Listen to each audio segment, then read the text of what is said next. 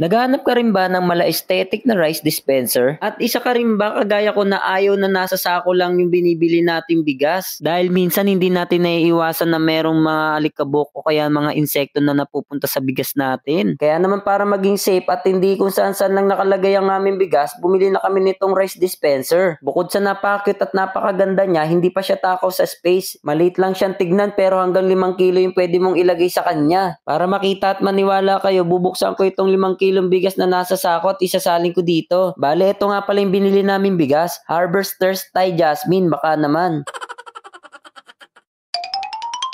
Bali patapos na nga akong isalin yung bigas at ayan halos mapuno yung lagayan. Tatakpan ko na siya at susubukan na natin kumuha ng bigas para mapakita ko sa inyo. Ito nga pala yung cup niya kapag kukuha kayo ng bigas. Meron din pala siyang sukatan para alam mo kung hanggang saan lang yung bigas na kukunin mo. Tapos dito mo siya pipindutin para lumabas yung bigas. Pwede mo siyang diinan o pindut-pindutin depende sa trip mo. Basta pagka napuno mo na yung cup, pwede mo na siyang bitawan. At ayan tapos na ako kumuha. Ito na yung bigas na nakuha natin. Bali babalik ko na siya ulit dito dahil nag-demo lang naman ako sa inyo. Hanggang dito na lang.